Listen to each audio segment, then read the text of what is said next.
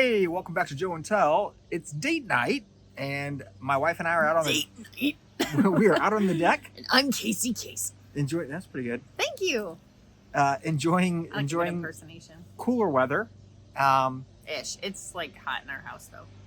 Yeah, It feels good out here. It's cooler outside. But it is brisk.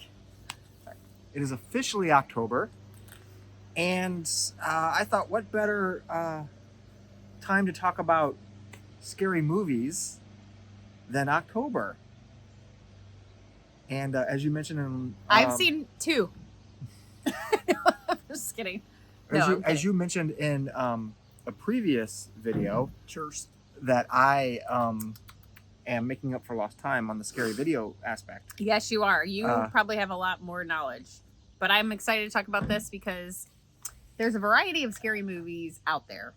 So there's a scary movie genre, but then within that genre, There's subgenres. Yeah, for sure. And I appreciate those. So those are fun to talk about. So yeah, because you can go down the path of like, what's your favorite, like Friday the 13th or like that kind of genre, campy horror, or like super like B-rated, like real bad ones that cheesy are ball awesome, movies, awesomely horrible, or the ones that are more like just more suspenseful, kind of thing. So Yep. All right, so let's talk. Where do we want to start? Campy or like? I would call it like old school traditional horror movies. So like you've got the Friday the 13th, the Halloween. Oh yeah. What's the one with the Nightmare on Elm Street? Scream. Yeah, Scream. Are you alone? Every movie. Yeah. Are you in the closet? Not coming out. How did you know? That'd be a fun game too. Where do people hide in horror movies? Closets, under the bed. Yeah. I wasn't really thinking of picking specific genres. One of the movies that stood out to me as a kid that scared me to death, this is ridiculous, that the house I grew up in, this isn't the ridiculous part, but it was that house I grew up in was ridiculous. It was stairs and a closet. It was split level. Yeah. And we had these big windows in our living room. I was terrified that I was going to see. You thought you were going to see a shark out your window? Yes. Even though I realized that's illogical. I know, but I was a kid, and the logic says clearly there's not going to be especially a saltwater shark. There might be a freshwater shark outside my. I don't think so. I mean, a boogeyman, yes. Water creature, not so much out of a window in the country. That seems odd. But okay, anyway, go ahead. I was still terrified. Yes, fair. And so I remember being very scared of Jaws. Window sharks. Yeah. Window shopping and window sharks. Land sharks. What's a land shark? Isn't that like a... That's SNL skit. No. Yeah, it is. I thought isn't that a name for... Or what's a loan shark? That's what I was thinking of. Oh. Give me all my money. Yeah, no, that's something different. Land shark was... Shark... Or... It was like Bill Murray, Candygram. Wasn't it? Yeah. Chevy Chase. Oh, Chevy Chase. All right. So that was one that stood out to me as a kid. Jaws? Yeah. Yeah. I'm Casey Kasem. What? What? What? Every time you say yeah, you sound like that. Oh, okay. Yeah. Yeah. It's got that like... Yeah. Yeah. This is Casey Kasem. No. A girl in... No, that was horrible too. This one goes out to a girl in a hometown where she can't find love and just wants a boyfriend. Sad girl. What movie would it be that I like? Regular mainstream scary movie. I mean, the movie that scared me the most that I can recall when I first watched it was The Ring. The Ring. Oh yeah. Like that. There's a scene. I won't ruin it. Most people have seen it, I hope. Yes. If you are into scary movies at all. But there is a scene in that movie that I experienced at home by myself. Which is very unexpected. As a young adult. It's very unexpected. Yeah. And that type of cinematography in a horror film had not been exhausted yet. Like now that is used often. It's like become the new, like, I don't know, trend. But at the time, right. It was off-putting. It really tripped me out. And I was very uncomfortable being by myself. Not necessarily like someone's going to break in or like just a big shark would fly by my window per se. But I was very just on edge and like, I didn't like that feeling. Okay. That was one that stood out. Fun of you. You know, I saw that movie in the theater like the day it came out. Oh, really? And when they got the phone, you know, it was like you get a phone call and then 7 days later you die or whatever. Oh, was that The Ring? I thought that was Scream. No, that's The Ring. And then one of the guys I was with was like, "Wait a minute," Oh, because we were the first theater to see funny. it, like the first opening day. So, I know one of your favorites, which we can also discuss, which based is on its newness to cinematography. You say it's one of your favorite scary movies. I'm waiting for you to say it. Blair Witch Project. That's right. Because it was the first time that, what do they call that? Like first person? Found footage. Oh, found footage. Yeah. Yeah. Which is really cool. So it may not have been like the first movie. Obviously, it wasn't the first movie to do it. It was one of the big, I think, like big screens that did it. So here's the thing: is that I remember I was in college and there's a big window in my dorm. And this one goes out to This one goes out to that guy that can't stop thinking weird things are outside of his window. This one goes out to the shark that's flying around my house. Anyway, no, so I was in college and I remember being at my dorm or my apartment with my roommate, and my other roommate came home and he was like freaking out because he just saw a trailer for Blair Witch Project. And he's like, I don't know if this movie's real. I don't know what's going on, but it was terrifying. And they looked like they were genuinely like afraid for their lives and stuff. So he got all this buzz going. Yeah. And, you know, we went into it knowing it was a movie, knowing it was fake. They did really good though, didn't they? Like hiding the actors and like not giving backstory. I mean, the girl was the Steak and Shake girl. But you didn't know that at the time. I don't think she came out with the Steak and Shake commercials until after. Oh, really? I thought. I don't know. But anyway, we went into it knowing that it was not real. However, the thing that I loved about that movie, and this is pretty divisive. Division. I don't know. You're getting ready to bark. Divide. A lot of people either love the movie or they hate the movie. I love the movie because it's a love or hate situation. Because it pulled you in so much. Like when he threw the map in the creek, and they're like arguing, and you're just like, all you want to do is scream at them, like, you were wasting daylight. Get moving. What are you doing? Like, you want and they're legit frustrations. I think in that situation, like it was real. It didn't seem like overacted. Right. It seemed like, okay, I would really feel and respond that way. But my point being is that it pulled me into that movie, saying I wanted to join that, and it drew me in. And then the other thing about that movie, and this is a big part of the movie that I really, really liked, was the fact that they never show you the ghost or the bad guy or whatever it is. Scary movies are scary when you don't know what's going on, but as soon as you see like the creature, you're like, oh, all right, it's not that scary. But the thing that Blair Witch did so beautifully was that it never showed you the thing, and so it left the imagination just going. And that movie, when I saw it, it terrified me, and I loved it. So yes, Blair Witch Project is one of my favorites. There's a lot of bad language in it, which I'm not really a fan of, but I feel like that's pretty common these days. Yeah. But for a horror movie or a scary movie, it's pretty tame by that standard. Like, it's got some bad language and it's got just a little bit of gore, but other than that, there's nothing else that really is an issue. Some of these movies are the opposite end of that. So I started watching the Saw series, which I'd never seen a single one, and she could not believe that I hadn't seen any of the Saw movies. I'm like, they just looked gross and like just the same thing over and over. And I got hooked because they, no pun intended, but gross. They were like, there's a psychological aspect to these movies that is so intriguing to me. And it's like, what will you do to survive? And what will you do in certain situations? And then there's always like a twist in the storyline, which is really cool. So I've been enjoying those, even though they are extremely graphically gory. I mean, no more than like Mortal Kombat, but it looks more real. Like Mortal Kombat's a game. Yeah. This just looks gross. But there's like such a good story, and like it plays into the psyche of humanity so much, where it puts you in these very like scrupulous situations of, you've done this, and now to reciprocate, do you do this or this? Like, how do you solve the problem, so to speak? And it's pretty interesting, like with the human mind and how that plays in. Yeah.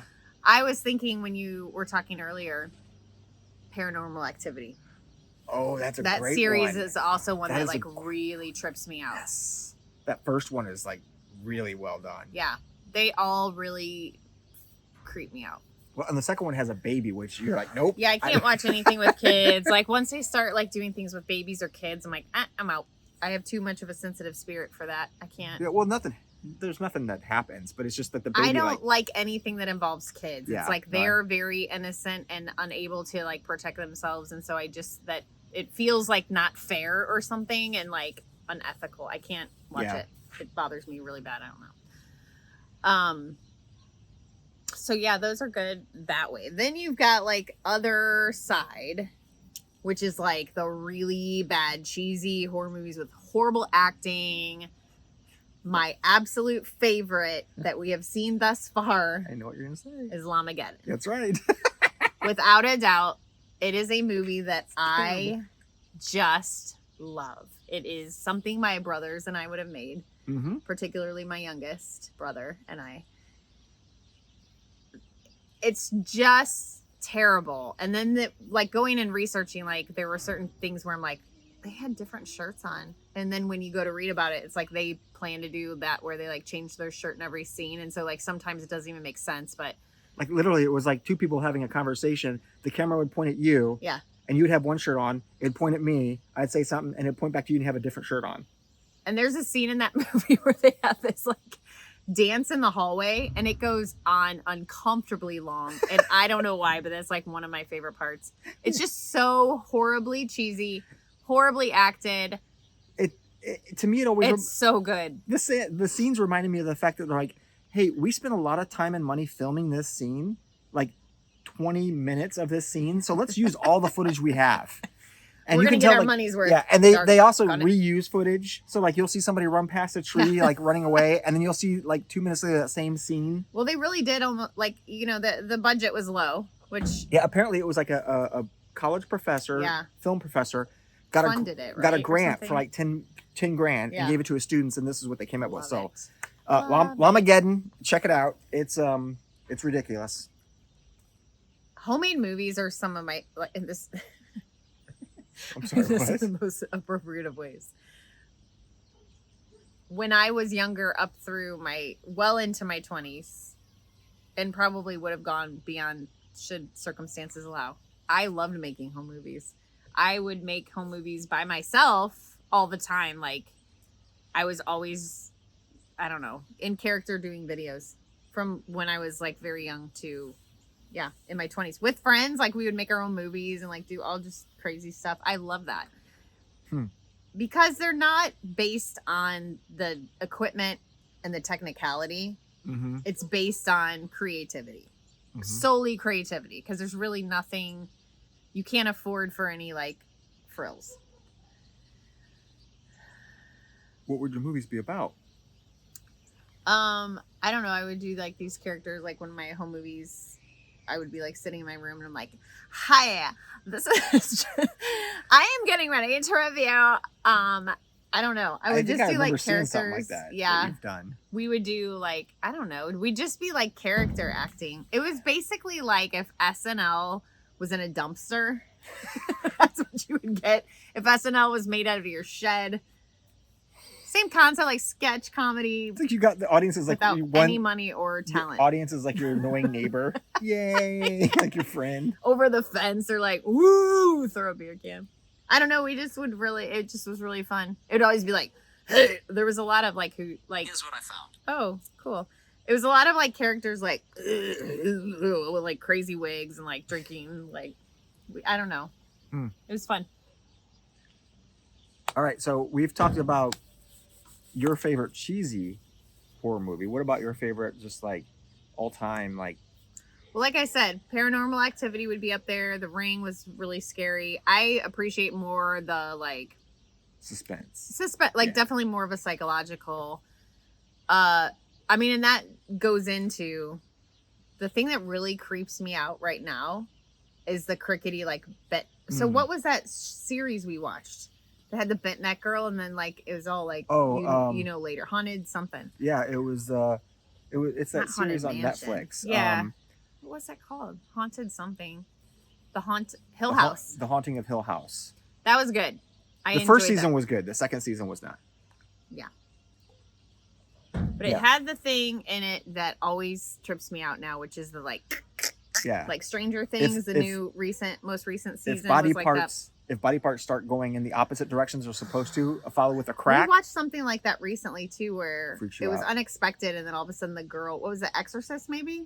This was where the like mom and her kids, like the dad had died maybe or something, and she went, and it was Pope's Exorcist, I think. Oh yeah. Okay. Right? Yes. Yeah, whenever people start to go cattywampus with their body parts in the wrong direction, it's like that's got Russell Crowe in it. That's also on Netflix. It was pretty good. The ending got a little kind of goofy. Yeah. But and then speaking of, you just watched The Exorcist for the first time. The old 1970s. The 77, 78. Yeah. So I had never seen it. And again, obviously I was terrified as a kid, but I was just curious. And I can get why it got so much like praise for the movie it was back then. Now it's until you got to Exorcist 2. oh my gosh. Right now though, I mean, it like the effects still hold up to some degree, but they're not nearly as impressive as they once were, obviously. But yeah, then I got in my mind to watch Exorcist 2, which has got the same actress who played the girl in the first Exorcist. That movie is just not. It was so slow and boring. Did you watch? It does have James Earl Jones in it, but James Earl Jones' butt. Yes, it has his. No. How is it? Did you ever watch the Poltergeist movies? Mm-hmm. Did you like them? As a kid, I was terrified of the first one. This is the only one I saw. And then as an adult, I always mix them up, so I have to remember, like, which is the one with the tequila worm? Because that was, like, so... I don't think that was the first one. That's the second one, I think. And so, back when I was growing up, my mom and dad always got tequila that had the worm at the bottom. Mm-hmm. That was, like, a big thing. Well, so my neighbors, they were allowed to watch whatever. Like, they didn't have a lot of guidance.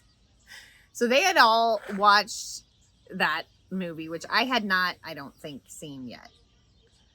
But there's a scene in there where the tequila worm, I guess the dad, like, does it come out of his mouth or something? I can't even remember what happens. I kind of vaguely remember that. I just remember it's very, like, exaggerated and crazy. And so one time my dad was getting ready to eat the worm out of the bottom of the tequila bottle, and all that family was, like, around my house, and he did it, but, like, it became so much more exaggerated because they had all seen that movie, and so it was like, ah! You know, and of course my dad, like, played into it, and he's like, you know, like, crazy.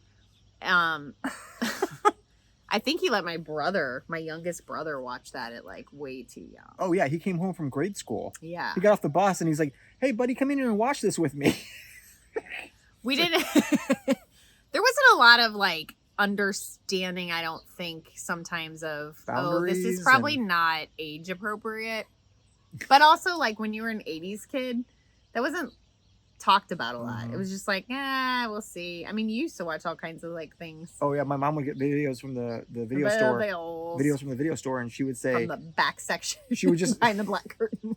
She would just say, close your eyes, Joe. And then I had to do one of those. But yeah, it was stuff I shouldn't have seen, but it was never scary stuff. She always watched stuff like that was Jean-Claude Van Damme and fighter movies, Steven Seagal and all those guys.